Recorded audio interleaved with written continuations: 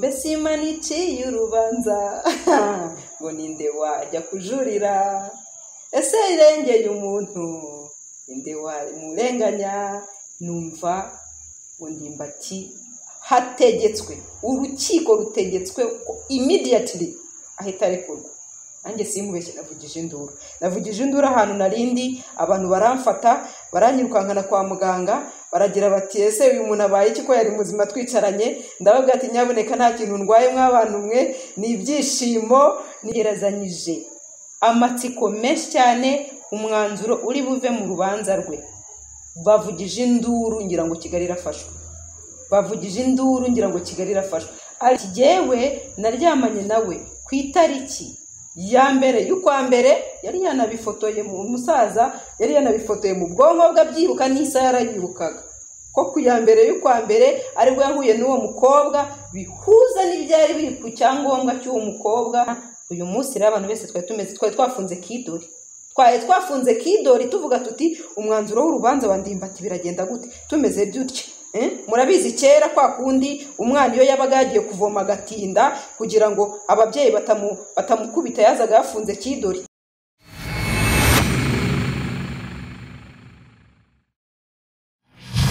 Alright, subwa mbere kandi subwa nyuma kuri microphones. This is EKTV show, tubahaye ikaze mwese.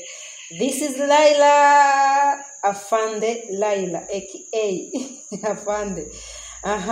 Nkuko mumenyereye kuri kamera nyinshi ku binyamakuru bitandukanye hano mu Rwanda, ariko ubu nize kuri EKTV show. Kora subscribe, ukore share na comment, zawe zirakenewe please.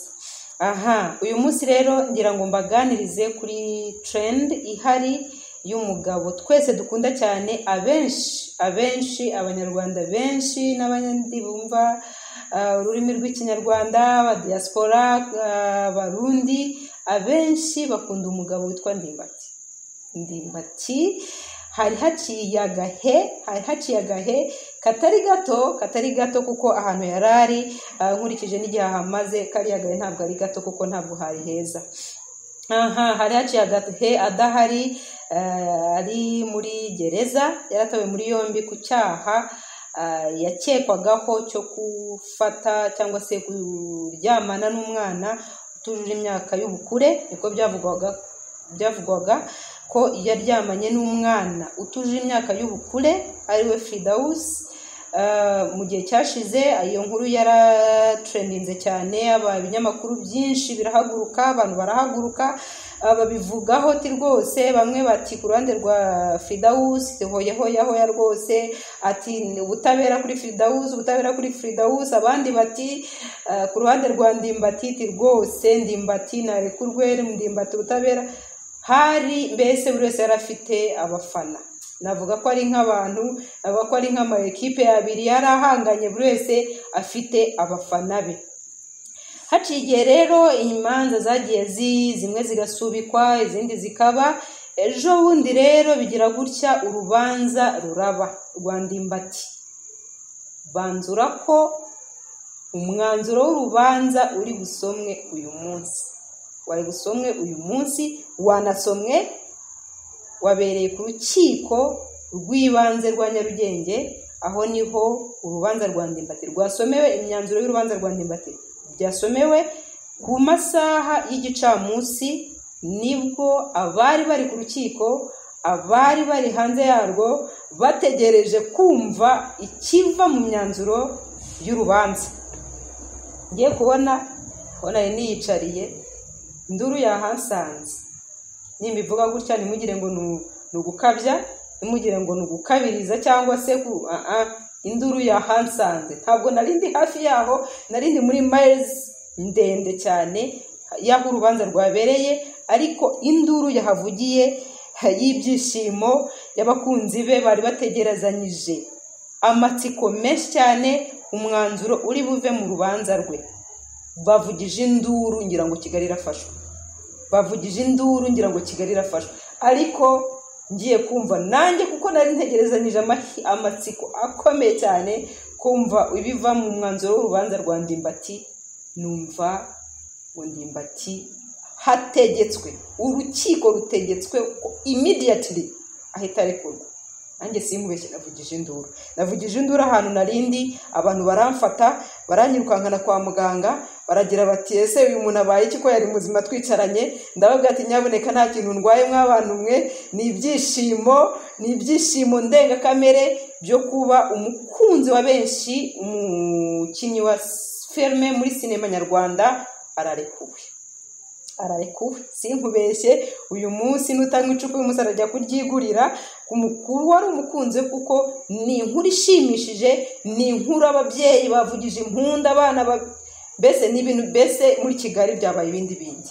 Rero nindamuka ubwo narindi kuvuga akari gaciyemo ukuntu byagenze, ariko reka nge mu mizi neza mu byo ntari butindeho cyane, uburyo ki Ndimbati yafashwemo. Bamwe bari ku ruhande rwe nabisobanuye, abandi batari ku ruhande rwe, bari ku ruhande rwa Fedawusi. Ndimbati rero akimara gutarwa muri yombi hari benshi cyane bababaye, nanjye ndimo. Twarababaye, turababara, turavuga ati koko sinema nyarwanda koko ihombye umukinnyi. Ndimbati yatangaga ibyishimo ku bantu benshi, Ndimbati yatangaga umunezero ku bantu benshi, Ndimbati yaruhuraga imitima ya benshi. Simvuze ngo munyumve neza, simvuze ngo ku cyaha yakekwagaho bagombaga kumureka gutyo. N'uwo bari bahanganye muri uru rubanza nawe yarafite uburenganzira bwo kuba yahabwa ubutabera.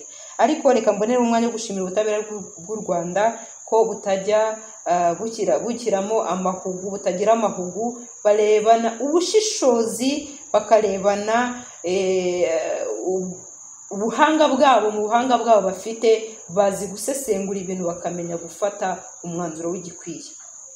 Twagiye dukurikirana ibyagiye bibera mu manza muri uru rubanza mu matariki atandukanye, ibyagiye biba tukabona ngo habuze ngo itariki nyirizina ngo y'umukobwa igihe yavukiye, ubundi tukongera ngo Ndimbati ngo hari ibindi bimenyetso abitse. Bwa mbere byarabanje Ndimbati asa nk'uhakanya abana. Umunyamategeko we nimba yaramwegera akamubwira ati nyaboneka reka dutware ibintu mu buryo bumwe cyangwa ubundi, tureke gufefeka, kuko we abanyamategeko bari abahanga, babona iyo ibintu bishya byerekeza kandi akagira.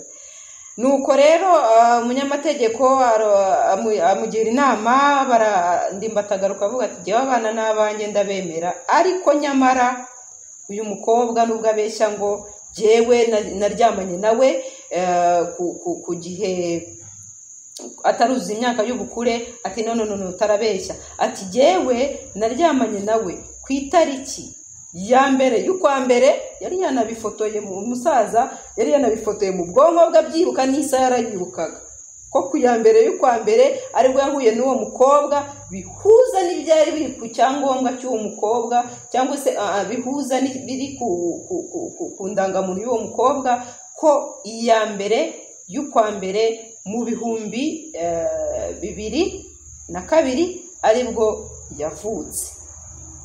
Ubwo rero wabihuza n'itariki Ndimbati yatanze, bigahita bigira gute? Bigahita bihura nuko umwana yari yujuje, umukobwa yari yujuje imyaka y'ubukure, ntabwo yari akiri under age, yari afite imyaka 18. Ubihuje neza mu kadomo katikati, kereka nimba avuga ati jye navutse ku isaha ya saa 6, umugabo tubonana ku isaha ya saa 4, ibyo ntiyabashije kubigaragaza. Ndimbati ubwo biba birahuye.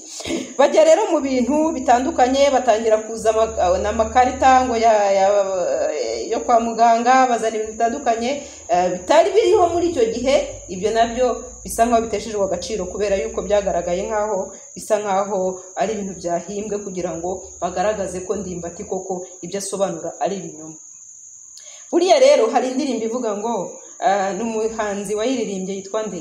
Yitwa nyibutsa cameraman, yitwa Theo ngo mbese Imana iciye urubanza ngo ninde wajya kujurira, ese irengeye umuntu ninde wamurenganya? Imana rero ntabwo imeze nk'abantu. Icyo nicyo nshaka kuvugaho. Imana ntabwo imeze nk'abantu. Ushobora kuza ugahimbira umuntu, ushobora kuza ukabeshyera umuntu, ushobora kuza ukavuga ibinyoma, ariko Imana kuko izi ukuri ifite ukuntu izabigenza. ikabinyurangatanyamo, ikabisesanura, ikabisesengura, bikarangira umuntu abonye ubutabera akwiye. Twese twari twicaye dutegereje tuvuga tuti Ndimbati finiterimine nta hantu azacikira ibi bintu, finiterimine ararangiye. Kubera iki? Kubera yuko ibimenyetso byatangwaga byasaga nkaho bimurwanya, byasaga nkaho biremereye cyane, ariko kuko Imana ari Imana nyine ari y'izukuri, igira gute? Irabisobanura. Tugaruka ku mukobwa nawe hari aho yagiye yisobanurira mu biganiro yatanze mu nyuma ku bindi binyamakuru bitaraho yatangiye ubuhamya bwe, aribwo bwaturutsemo icyo kibazo cya Ndimbati. Yagiye avuga ati yewe rwose ndababaye cyane, bafunze umugabo nabyaranye nawe, none ndimo ndarera abana jyenyine.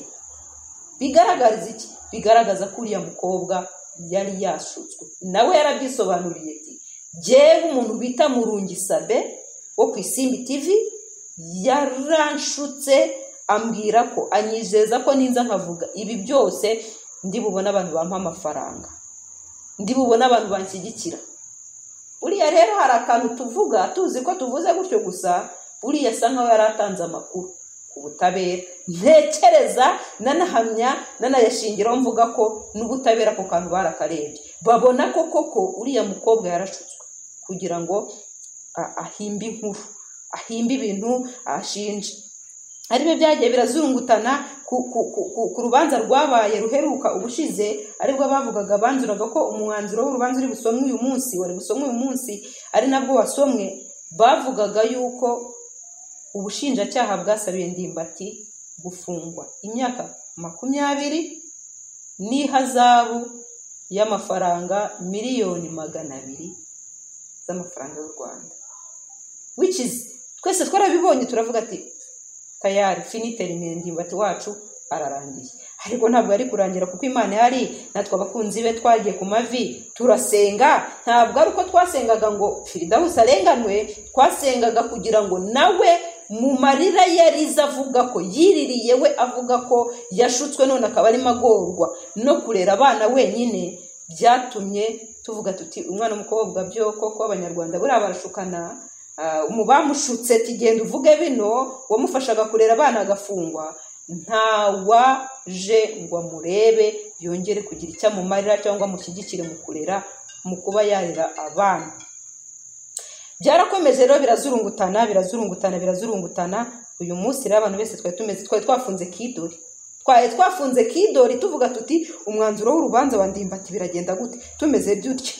Murabizi kera kwa kundi umwana iyo yabaga yagiye kuvoma agatinda kugira ngo ababyeyi batamukubita yazaga yafunze kidori. Kidori ni gutya uvuga uti Mana Nyagasani napfa nakira natura hehe. Ubwo rero umwanzuro w'urubanza umucamanza akimara kuvuga ngo immediately, ngize ngo iki? Ati immediately abantu bose ngo kwe bavuze indura, abandi bambara, abandi baterura amaguru bayashyira hejuru, abandi yewe data ibintu byabereye hariya murabizi. Reka mbabwize ukuri, nagatangaza, nakamaramaza. Reka mbibare je nk'uwabibonye, reka mbibare nk'uwabyiboneye, kuko jewe nababwiye ngo urusaku rwansanza hondi nanjye ndirukanka jugu njya kureba ibibaye. Ngezeho nsanga ngo Ndimbati abana tujya kumuzana, umusaza baratashye, cyamamara abaritahiye. Umva, reka mbabwize ukuri, bantu mushaka kugereka abandi hamabuye, mugashaka kubarimiraho ibisinde, mugashaka kubw'inyungu zanyu cyangwa kubiki, reka mbahe gasopo, subutu, kuko si wowe ugena hazaza h'umuntu, si nawe ugena ko umuntu azabaho, si nawe ugena ko umuntu ni umuntu afite uko Imana yamugeneye, kandi kuko ari Imana koko niyo ibizi ubuzima bw'uko buzagenda. Abumvaga rero ko azagenda agafungwa imyaka 20, abumvaga ko bazagenda bakamuhezamo ndabahene. Ndimbati rwose Imana ikomeze imwongerere amavuta, yongera agaruke muri industry ya sinema nyarwanda, yongere adusetse, yongera turemere, yongere kuko aduha ibyishimo. Tujye tuvugisha ukuri, Ndimbati aduha ibyishimo.